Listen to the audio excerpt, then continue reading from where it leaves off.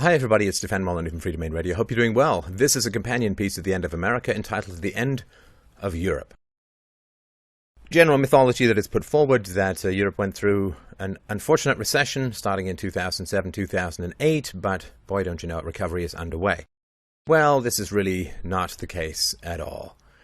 The multi-decade orgy of coercion and deception known as the EEC is almost over from a functional standpoint. Who knows how long its zombie corpse will drag on in the political corridors of power, but financially it's pretty much done, and the statistics are pretty clear about this. The degree of misery, particularly among the young in Europe, staggers the imagination. Just look at this chart from 2008 to 2012. The misery index gone from the low teens, 11, 12, to 25, 26, 27, except in Germany.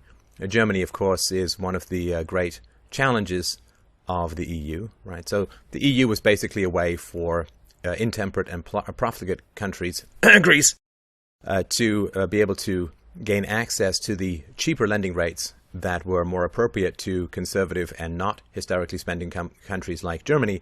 And this, of course, only caused the pigs, Portugal, Ireland, Greece, and Spain, and Italy now, of course, and the UK to some degree, to overspend like crazy. So the misery index is really, really terrible.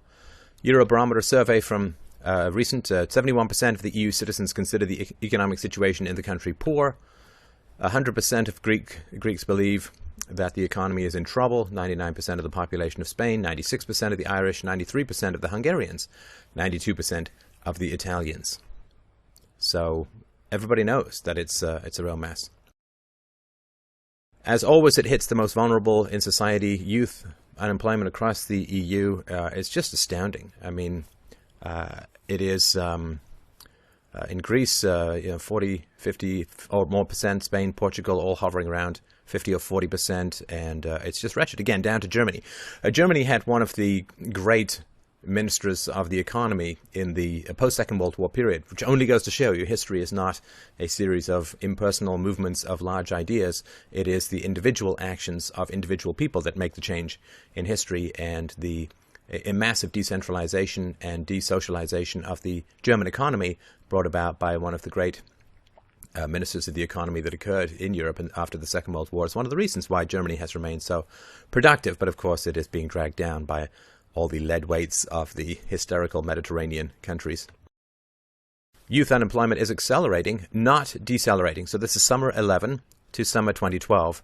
And you can see in all the countries, save for the UK, and in comparison to the US, the EU average is that it's increasing. Greece has gone from 45 to 55%, Spain from 47% to 53%, Italy has gone up, and so on. So youth unemployment, and this has huge effects over the long term. Because the time when you really begin to amass your human capital, your economic productivity, is when you are young, getting into your first job, and so on. So this is very significant. The wealth obliteration is really, really important to understand. So percentage change in total wealth, 2011 to 2012. I mean, this is just staggering. Look at all the European countries, Greece, France, Ireland, Portugal and Spain. The wealth destruction has just been astonishing, and this does not even count the increases in the national debt that have occurred over that time period. So this is just, it's catastrophic, eating the seed crop, as they used to say. Government deficits in red or surpluses in blue. Well, Ireland, Spain, Greece, the UK, Slovenia, Cyprus, Romania, Lithuania, France. I mean, they're all just catastrophic deficits that are being run. And this is important. You know, I remember when I was younger, there were movies and big, amazing economic analyses coming out about the Japanese tiger, about how Japan was going to be just so enormously productive and a huge threat to any Western economy. The same thing, of course, occurred, but the Irish tiger, boy, the Irish, they cut their tax rates and so on, and lots of megacorps went to Ireland. And what happens then, of course, is a huge amount of tax revenue comes in, which the government uses as collateral to borrow more. And so whenever you get a little glimpse of the economic blue sky through the black, bloody, rain-dropping clouds of statism, it is only a prelude to an increased storm. Freedom breeds tyranny. Oh, the government debt's just astonishing. And this is percentage of GDP. Now, with all these statistics, it's actually much, much worse than it seems. Because what is counted in GDP? Well, government spending is counted in GDP. Government spending on infrastructure, government spending on entitlement groups, government spending on its employees, and so on. And so if you take away government spending from this and you actually look at the productive areas of the economy rather than the parasitical areas of the economy, this data is much, much worse. But you can see here, it's mad. Greece, 144% of GDP. Italy, 126. Portugal, 117. Ireland, 111. Oh, it's just too horrendous. And the EU total is at 84.9. Germany, of course, as one of the more free market kinds of countries, is still at 82% of GDP. And this, again, does not count unfunded liabilities in the future, the stuff that the government has promised to people that there's no way it can possibly pay off. So, this is, you could rearrange these into a cross over the mixed economy, and it would be much more accurate. Household debt to income ratio in G7 countries, 1960 to 2011. All you really need to know is that it's going up and up and up and up. As government predation takes over more of the economy, and certainly in the US, government is more than 5 times than it was a couple of decades ago.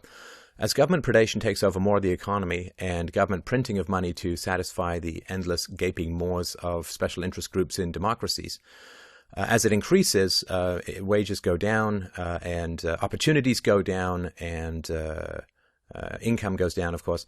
And so what happens is people turn to borrowing to make up the difference. And of course, because the bankster system is largely socialized too, it doesn't have the same checks and balances that it would in a free system, so they're happy to lend, even when it's not really possible to pay it back. Capital flight, total deposits held by Spanish financials. This, of course, is what happens when banks are unable to get paid for the money they've lent to governments or to other people. People begin to withdraw their money, and the capital flight across Europe is very significant, and I think a little bit on the underreported side. Number of Spanish corporate bankruptcies each quarter. Look at this. Dum-de-dum-de-dum. 200, 300, and now 1,500, over 2,000 in 2012, heading up, heading up, heading up. This is huge. Of course, when you have a corporate bankruptcy, you are not paying your property taxes. You are not paying the taxes on your employees' incomes. You're not paying your corporate taxes. And so you're not contributing, to put it loosely, the way that you contribute to the mafia fund if you live in a mafia-controlled neighborhood and have a restaurant every month. You contribute to not having your restaurant burned down. But these people then go on unemployment and they want retraining programs and so on. And so it is a double whammy. You're not contributing, and the people who aren't working are taking out much more. So this is, again, a death knell, a nail in the coffin. Rising food prices, as in Egypt from a couple of years ago. What triggers revolution is hunger. Corn prices have surged and remain high, continue to filter through to food inflation. So if you have a look here, these are corn prices from 2011 to late 2012, 550 to 800, 850. It's not a zero-based graph, but it's still important to understand that the corn prices have gone up enormously just in a couple of months, and this has huge effects. Of course, it's another way of eroding people's income. It's so fundamental to all of the foods, particularly the high fructose corn syrup, that we'll be talking about in the presentation on obesity. So there's a high risk of poverty even in the rich EU countries. So in the UK, compared to the EU as a whole, the average at-risk of poverty rates, total population, 16%, close to 20% in England. So the welfare state has not exactly solved the problem of poverty. In fact, it's simply deferred poverty in the form of debt to the future. The global wealth pyramid, I think, is really, really important to understand. If you look at the world as a whole, it is really pretty catastrophic just how much wealth is concentrated at the top. Now, don't get me wrong, I like wealth to be concentrated at the top if that is the result of voluntary interactions in a free market. If it's a meritocracy based upon voluntarism, fantastic. But if it's not, then it's a problem. And of course, the A purpose of the welfare state was to reduce wealth inequalities, and it's actually, of course, violence always achieves the opposite of you want. Beat up your wife. Does she love you more? No. Use the state to control for income inequalities, to attempt to reduce income inequalities. You will get more. So if you just look at the top here, it's really just 0.6% of these people have US dollars, a million or more. I mean, it's just, it's wretched, you can see from the picture. The bottom 50% of the global population possesses barely 1% of the total wealth. The richest 10% own 86% of the world's wealth, and the top 1% alone account for 46% of global assets. Now, in a free market situation, this would quickly devolve into much more equality, because if you had free access to poorer workers, you would simply bid up their wages. But all of the controls of hiring other workers, immigration, emigration, or in a rational universe, what is simply called moving, these barriers create these inequalities, right? You know, like these reservoirs and canals, they have these barriers which allow for the inequality of water height. You take those down, it all tends to smooth out, but that's not the way it is. This is all the result of statism.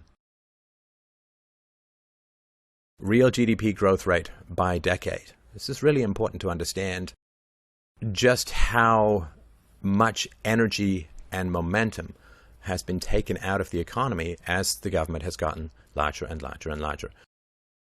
And this is why politicians still cling to this mad delusion that they can somehow grow their way out of a deficit, because in the past this was more possible. So look at Spain. Real GDP growth rate in the 1960s was 110%. It's gone down to 24% in the 2000s. In Italy it was almost 77%. Now it's gone down to 4%. Germany 53%, down to 8%. Netherlands 60% growth, now down to 14.9. France 70.4, down to 11.7. Britain 33.9, down to 19.7. The US almost a 50% real GDP growth, and now down to 17.3. And again, this all counts the thumb-jiggery and quantitative easing, the diarrhea of fiat currency currently coming out of the ass of the Fed. And so this is the result of trying to make society richer by using the force of the state, of increased regulation, increased debt, increased taxation, increased controls, increased laws. This has been the result, that the problem of poverty was being solved in the 1960s, and it stopped being solved once you got into the 1970s, and now has become permanent and worse, even though it's deferred through debts and deficits. Unemployment rate in the EU is almost 12%, brand new all-time high. More than 17 million people were out of work as of February 2012. Unemployment rate in Greece is now 26%. A year ago, it was only 18.9%. The number of unemployed workers in Italy has risen by more than 37% over the past year. 22% of the entire population of Ireland lives in jobless households. 22%. Almost a quarter of the entire population of Ireland live in jobless households. This doesn't even count government jobs, which in general are anti-job households.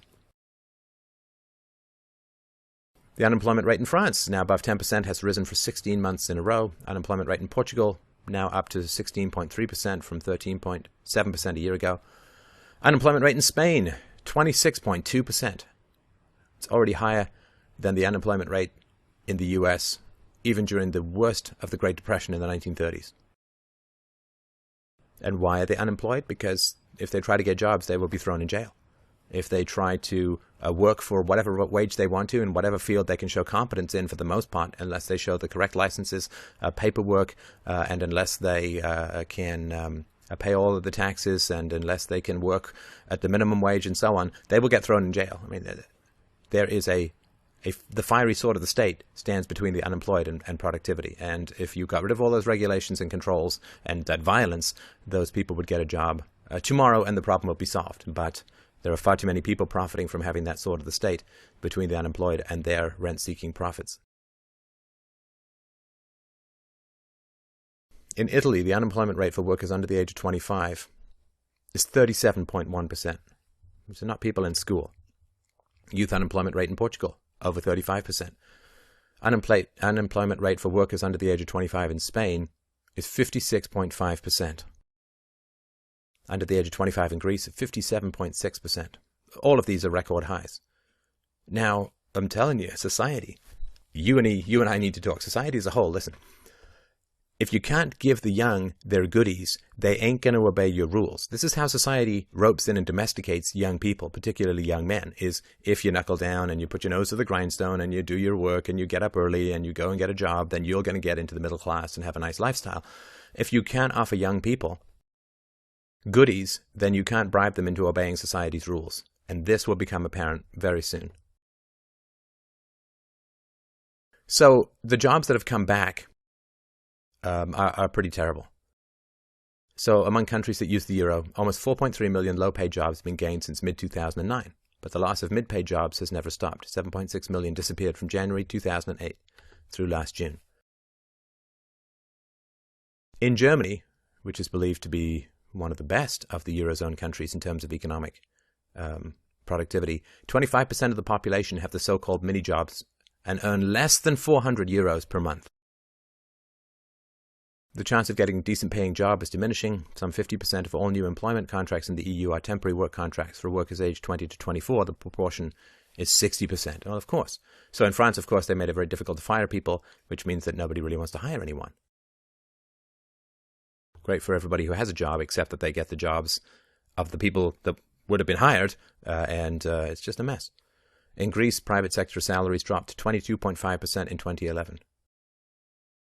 This, of course, is largely to pay for the fact that you can retire in your 50s to a Greek island and all that mess. Reclassification of unemployment. This is in the UK. The unemployment rate has remained low compared with previous recessions, but figures on underemployment indicate that this is a result of people taking on more part-time roles. The number of underemployed workers remained flat in the years before the recession, but between 2008 and 2012 it rocketed from 2.07 million to 3.05 million. 1 in 10 workers are currently underemployed. Manufacturing activity in both France and Germany has contracted for 10 months in a row. The few major unexpected things that occurred that have kept the status system alive, it's really, really important to understand. The current system, this predatory civil war of all against all called the modern democratic vote trading, the buying of politicians, I think it says, Mencken says all elections are an advance auction on stolen goods. This whole mess would have collapsed long ago if it wasn't for a few factors. The first, of course, is nobody could have expected the rise of relative free markets in China and India. I mean, two of the most populous countries in the world and in the other Asian countries. This has offset to some degree inflation, but of course it has cost manufacturing jobs from the, quote, developed world. And so you can buy a lot of cheap crap from those countries, which offsets the loss of your purchasing power, but it is at the cost of manufacturing jobs. That's one thing. The second, of course, is the computer revolution. I mean, the fact that productivity has declined when the greatest revolution in communication and productivity, I think, ever has occurred, is only testament to the fact that it would have collapsed without this productivity of computers. So manufacturing activity in France and Germany contracts for 10 months in a row. In Spain, it's for 20 months in a row. In Europe, it's for 13 months in a row as a whole. The Committee of French Automobile Producers, 2012, the worst year for the French automobile industry since 1997. Eurozone's future has led to a widespread freeze on industrial investment and development. Industrial production is collapsing at an accelerating rate, falling 7% year-on-year in Spain and Greece, 4.8% in Italy, and 2.1% in France. What major capital concerns, and I have an entrepreneurial background and know a little bit about this, what major capital concerns in the West are experiencing is a form of regime uncertainty, in that there are so many impending horrible decisions that need to be faced by the government, which are continually being postponed and avoided by all governments, and such a huge amount of regulatory confusion and a huge amount of impending legislation, and everybody knows that taxes are going to need to go way up or benefits are going to need to go way down or both. And so people are holding off making their investments in improving their capital machinery, their factories and all that kind of stuff. The B2B market is declining because, business-to-business market, is declining because of this regime uncertainty. And this, just, of course, just making everything worse and worse because you're not getting the productivity that the politicians fantasize will pull them out of their own ass. In November, Italy experienced the sharpest decline in retail sales in 17 months. Greek news media reported a 27% drop in garbage collections in the greater Athens area, a huge decline in smoking, from 2.3 million cigarettes in 2011, from 3.1 in 2007. Mass transit use has dropped by double digits. It's to the economy, government expansion is like a slow-acting neutron bomb. I mean, the buildings are all still standing, but nobody's moving. In Greece, 20% of all retail stores have closed down during the economic crisis. European consumers were expected to spend 15 billion euros less on their holidays in 2010. French-made vehicles sales in November down 28% compared to a year earlier. Chinese exports to the EU declined by 16% in July. And US exports to Europe have fallen steadily as well because the consumer demand is not there. Okay, Spain's largest bank lost 6.3% of its domestic deposits in July. Savings at Banco Popular Español S.A., the sixth biggest, fell 9.5% in the same month. That's a vicious cycle, right? $94 billion, the equivalent of 7% of GDP, was withdrawn from the Spanish banking system in the month of July alone. Greece's second largest lender lost 22% of its customer deposits in 12 months. Alpha Bank S.A., the company's third biggest, lost 26% of client savings during the same amount of time. This is what I mean when I say everybody knows. January 2012 to July 2012, the decline in Portuguese savings accelerated from 6% to 6% from 1%, while Irish deposits fell 10%. So home prices in Spain fell by 11.2% during 2011. The number of property repossessions in Spain rose by 32% during 2011. It has been reported that some homes in Spain are being sold at a 70% discount from where they were during the peak of the housing bubble back in 2006. At this point, there are approximately 2 million unsold homes in Spain. I mean, what an unbelievable wreck to the environment that's been to build all these homes. I've read somewhere, I don't know if it's true, 10% of US housing is vacant. The poverty rate in Greece is 36%, up from 20% in 2009. The crisis also hurts young Britons, 18 to 32 years old. 1 in 5 cannot pay their utility bills, and 1 in 8 young residents of England skips lunch for the opportunity to feed their family. 44% of the entire population of Bulgaria is facing severe material deprivation. That's a little bit more than the traditional poverty definition. The Catholic charity Caritas said that it had fed nearly 1 million hungry Spaniards in 2010, more than twice as many in 2007. In 2011, the number rose again by 65,000. 22% of Spanish households were living in poverty, and about 600,000 Spanish households had no income whatsoever. These are going to get worse and worse, these numbers. About a third of those seeking help had never tried to use a food pantry or soup kitchen before the economic crisis. This is after trillions and trillions and trillions and trillions of dollars have been spent to combat poverty. Do you understand why free market people are friends of the poor and statists are selling the poor off for parts? 1 of every 4 Spanish children is in poverty. And marriages registered in England and Wales in 2007 was 231,000 and change, a 3.3% drop on the previous year, and only 3/4 of the number recorded in 1991. Of course, as the economy gets harder, people postpone marriage, people don't get married, people still have kids. In the EU, some 37.4% of the children were born outside marriage in 2010, while the corresponding figure for 1990 was 17.4%. So, more than doubled. But this is important. The rise of single households is horrendous for the economy as a whole. Because where 2 people used to share, like 2 parents used to share a house and a bunch of kids, now the parents need 2 households if one of them is even involved in the family.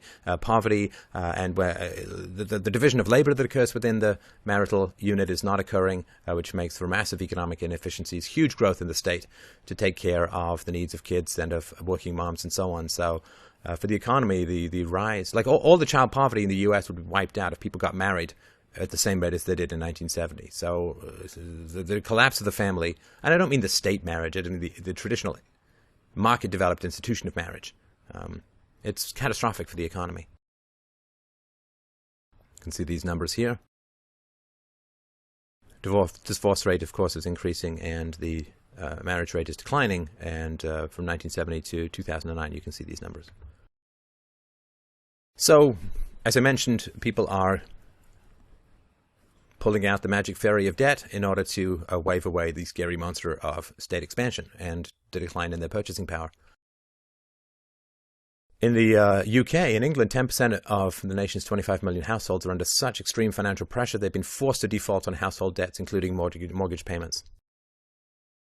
in Denmark, Sweden, and the Netherlands, they all have private sector debt that far exceeds the safety threshold of 160% of GDP. And we're going to do another presentation on the, sort of Scandinavian socialist miracle and the illusion that people have that that system works. But that's massive, massive debt. Spain private sector debt is equivalent to 227% of GDP. Portugal private sector debt, 249% of GDP. Right, so this is just stuff people owe in the private sector. Portugal's corporate debt to GDP is still as high as it was at the peak of the financial crisis.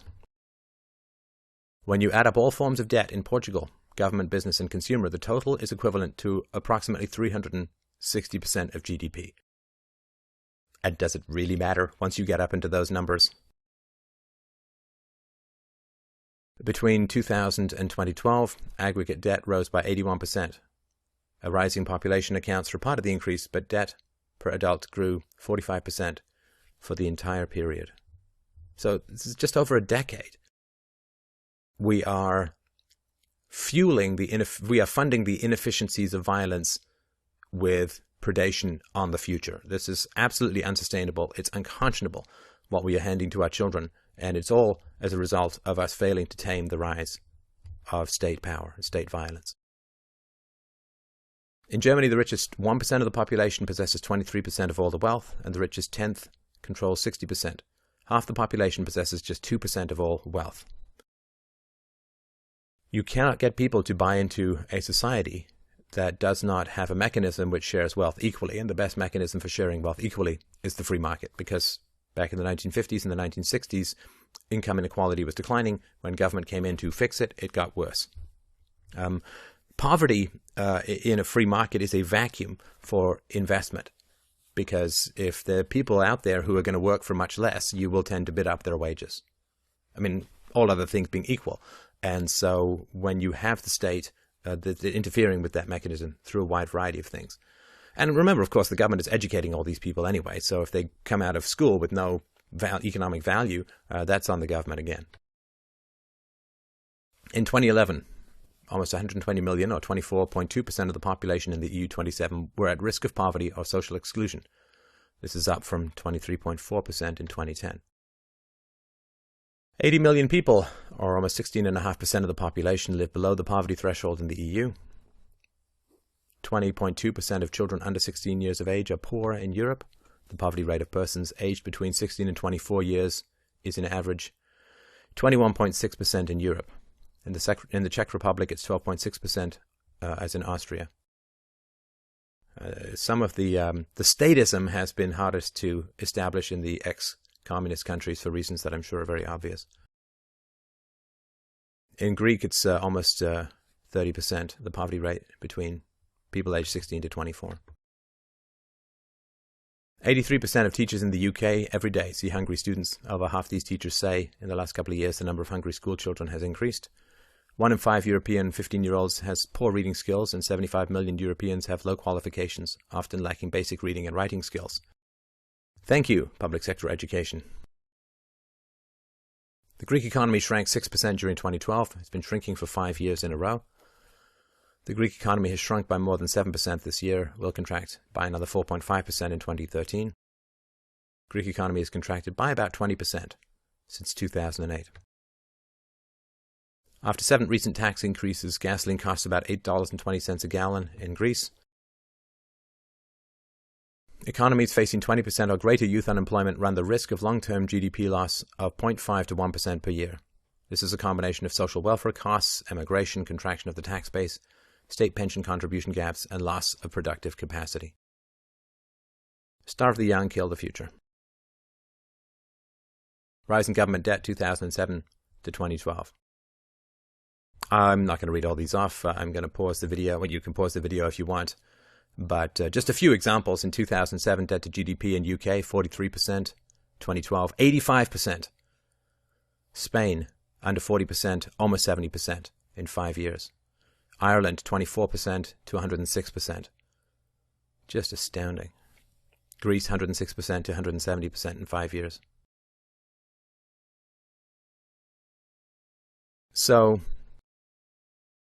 what are the indicators of collapse or readjustment or significant change. This is all, I mean, the house of cards is going to come down, and it's going to come down hard or it's going to come down soft. The way it comes down soft is you simply withdraw government interference in the economy, and within 6 to 12 months, things will be back on track in a way we could not conceive of. We know this historically.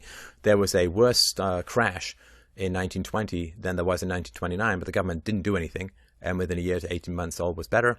But of course, when the government got in and started to try and manage and control and force everything after the 1929 crash in America, you had 14 years of depression that was largely responsible for the 40 million deaths caused by the Second World War. So, if the government withdraws its power and if the citizens clamor for economic freedom, these problems can be solved very quickly.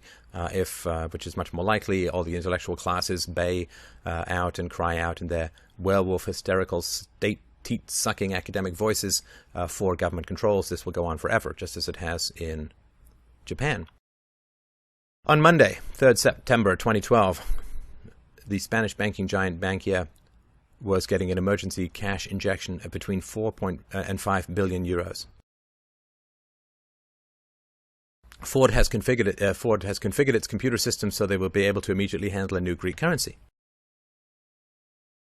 JP Morgan Chase is taking no chances. It has already created new accounts for a handful of American giants that are reserved for a new drachma in Greece, or whatever currency might succeed the euro in other countries. Lord Rothschild took a $130 million pound bet against the euro. Martin Goos, an economist at the University of Leuven in Belgium, says Europe could double its middle-class job losses. And these have health effects. I mean, these have incredibly enormous, significant effects. The incidence of HIV and AIDS among intravenous drug users in central Athens soared by 1,250% in the first 10 months of 2011. Malaria is becoming endemic in the south for the first time since the late 1970s. Sharp increase in cases of tuberculosis in the immigrant population, cases of Nile fever, and the reappearance of endemic malaria in several parts of Greece. And in 2011, there were 20% more registered homeless people than the year before, which also has an effect on the spread of illnesses. Greece is facing unfunded liabilities in future years, equivalent to about 800% of GDP. Bank loans that are at serious risk of default have gone from 1% of outstanding loans in 2008 to 7.6% today. The value of potentially dud loans is 136 billion euros, or 13% of the Spanish GDP. I mean, if you work for anyone who lends money, if you work for a bank or anyone who lends money, default loans are horrendous, right? You can't have, because you can't have more than a few percentage points of default loans, otherwise it takes your whole organization down. Because you're only making a couple of points on each loan, a couple of percentage points on each loan, which means that 98%, 99% of your loans have to come back, otherwise you're toast. And so it's a complete mess. Bad loans make up approximately 20% of all domestic loans in the Greek banking system at this point. The annual snapshot of the mood of boardrooms to mark the start of the annual World Economic Forum, only 22% of the people running UK companies were very confident about growth prospects over the next 12 months. Those were probably people with government contracts or supplying medical supplies. Greek suicide hotline in 2010, there were about 2,500 calls. 2011, there were twice as many. The number of suicides in Greece over the last 12 months has increased by 40%. This is the trend in many countries. The suicide rate among men has increased by more than 24% from 2007 to 2009. Suicides in Ireland among men rose 16%, more than 16%. From 2005 to 2010, in Italy, suicides have increased from 52%. Has increased by 52% from 2005 to 2010. Again, people die from this stuff. So, this was predicted by libertarians, by Austrian economists, by free market thinkers, by anarcho-capitalists. The collectivization of currency subsidizes irresponsibility and penalizes responsibility, resulting in a general downward drag on productivity. The misallocation of resources that results from force, from violence, from coercion, from herding people and money around at the point of a gun, then throwing people in jail for disobeying any of the hundreds of thousands of regulations that control every minutiae of their economic lives. This has disastrous consequences. You cannot unleash the endless blizzard of predatory bureaucracies armed to the teeth and think that it is not going to have an effect on the economy and on freedom and on opportunity. And mental health problems are going to rise as a result. Suicides are going to arise. Family breakdowns are going to arise. Poverty is going to arise. And nihilism, right, the great curse of the 19th century, nihilism is going to arise in these situations unless people return to the non-aggression principle, thou shalt not initiate force, and a respect for property rights. The causes of the crisis are moral, and the cure is moral. So thank you so much for watching. Stefan Molyneux from Freedomain Radio, the largest and most popular philosophy show in the world. Almost 50 million downloads. I think we're over that now. freedomainradio.com. The sources for all of this are going to be fdrurl.com/NEU. If you find this stuff helpful, please spread it, please share it. And if you'd like to donate to help out with the costs of research and production, at freedomainradio.com/donate is where we take Visa, PayPal, Bitcoins, and all other kinds of goodies. And euros, I suppose, too. Thank you so much for your time. Best of luck.